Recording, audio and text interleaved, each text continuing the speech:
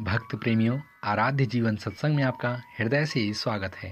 मित्रों, ये कैसी विडंबना है कि प्रत्येक जीव इस सत्य से भली भांति परिचित है कि एक दिन वह सत्य का ग्रास अवश्य बनेगा तथा वह जीव जिसके प्रति वह मोह भाव रखता है वो भी नहीं बचेगा। तब भी जीव मोह माया में आबद्ध रहता है।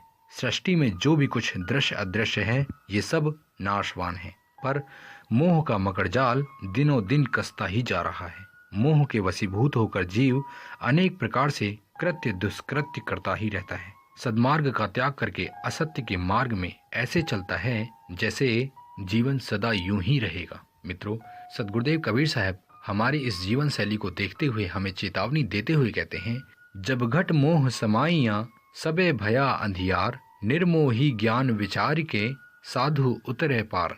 हे पगले, जब हृदय में मोह समा जाता है ना, तब चारों ओर अंधेरा ही अंधेरा दिखाई देता है। इस अंधकार में फंसकर मानव भटकता ही रहता है। निर्मोही ही अपने ज्ञान विचार के कारण इस भवसागर से पार हो पाता है और ऐसे ही लोग संतों की श्रेणी में आते हैं।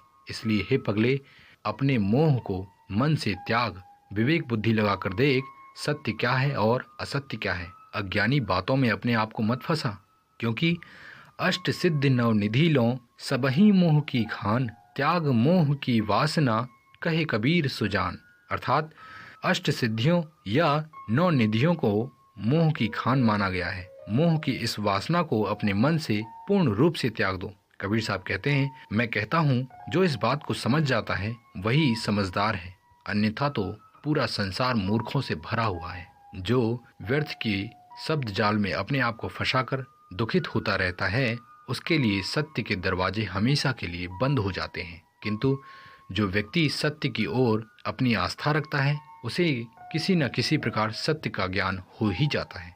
इसलिए हमेशा सत्य की ओर झुकाव रखिए। महात्मा कबीर दोबारा कहते हैं, मोह फंद सब फांदिया कोई न सके निवार, कोई साधु जन पारखी बिरला तत्व विचार। अर्थात इस संसार में सभी लोग मोह के जाल में फंसे हुए हैं। अज्ञानतावश वो इस जाल से छूट भी नहीं पाते। कोई पारखी संत जन ही इस जाल से मुक्त पा सकता है और दूसरों को भी मुक्ति दिला सकता है। अतः निर्मोही अज्ञानता को साधुओं के श्री चरणों में जाकर दूर करें, उनके वाणी वचन को प्रेम पूर्वक समझें, तभी सत्य समझ में आएगा।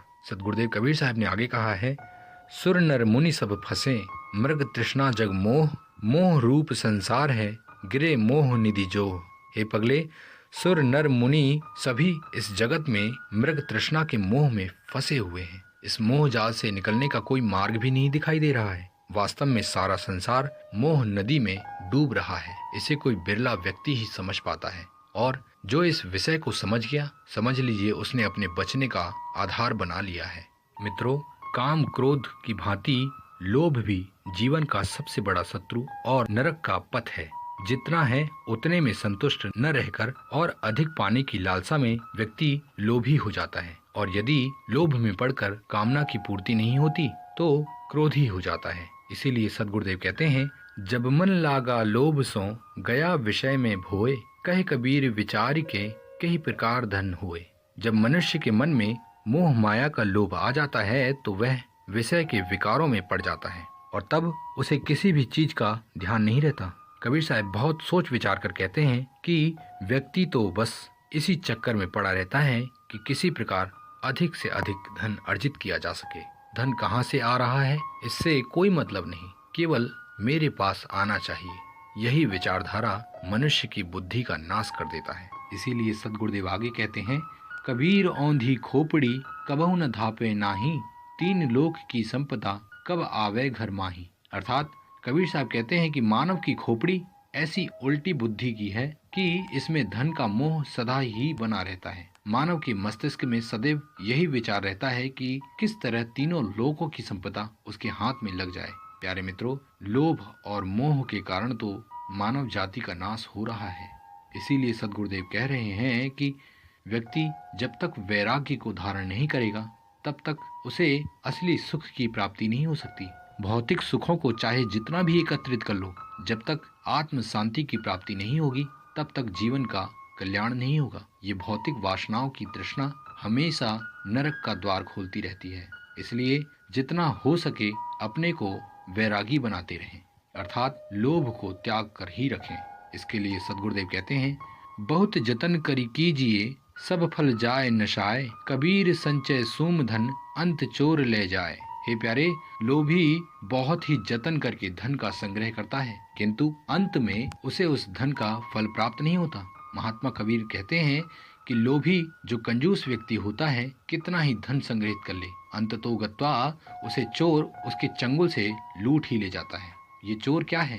ये चोर है समय। जो व्यक्ति अपने समय को धन कमाने में लगाता है, उसे जब बुरा समय आता है तो उसके संचित किए हुए धन को लूट कर ले जाता है। इसलिए सद्गुरुदेव ने कहा है, जितना समय आप धन कमाने में लगाते हो, उससे भी कहीं ज्यादा समय आपको सत्संग में लगाना चाहिए, ताकि आपको दोनों धनों की प्राप्ति होती रहे।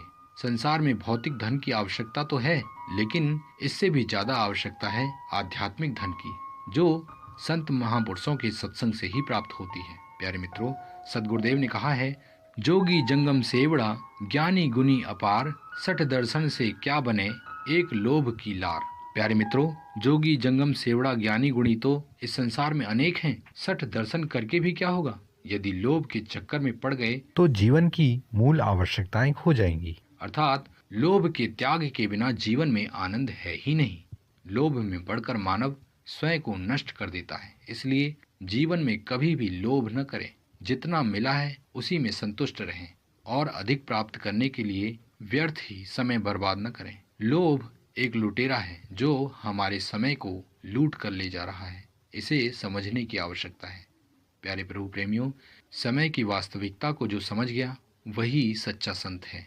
इसलिए समय की वास्तविकता को सत्संग के द्वारा समझें। मित्रों, सुख और दुख के लपेटे में जो घूमता रहता है उसे सुख तो मिलता नहीं, किंतु हाँ, दुख जरूर मिलता है। इसलिए सद्गुरुदेव कहते हैं, सुख के माथे सिल परे जो नाम हृदय से जाए, बलिहारी व दुख की पल पल नाम रटाए। अर्थात ऐसा सुख किस काम का है जो राम नाम के चिंतन को भी भुला दे। इससे अच्छा तो वो दुख है जो पल पल राम की याद दिलाता है। इसका अर्थ समझे। इसका अर्थ है, सुख में मनुष्य ईश्वर को याद नहीं करता, बल्कि हाँ, दुख में हर समय प्रभु को ही याद करता रहता है। मित्रों, इसका मूल अर्थ यही है कि हमें परमात्मा को भूलना नहीं चाहिए। परमात्मा के चिंतन में हमेशा लगे रहना चाहिए। यही हमारी मूल संपत्ति है और हम अपनी मूल संपत्ति को भूलकर न जाने किस दुख के दलदल में फंसे हुए हैं। मोह ममता को त्याग कर आत्मचिंतन में लगे रहना चाहिए। यही असली सुख की खान है। मित्रों, मोह माया से बच पाना बहुत कठिन है, किंतु इस जीवन की गंभीरता को जब हम ध्यान से देखते हैं तो हमें वास्तव में मोह माया से बचने का उपाय मिल जाता है। मित्रों, ऐसे ही निर्मल वाणियों से सत्य का ज्ञान होता है। इसलिए बिना सत्य ज्ञान के हमें मोह माया से मुक्ति नहीं मिल सकती। अतः ऐसे ही सत्संगों से सद्गुरुदेव की अमृत वाणियों को ग्रहण करना ही पड़ेगा, तभी हमारे जीवन का कल्याण होगा। मित्रों, ऐसे ही अमृत वाणियों में अपना समय देते रहें। मिलते हैं अगली अमृत धारा में। तब तक के लिए हमें आज्ञा दें। नमस्कार, धन्यवाद, जय हिंद, वंदे मातरम।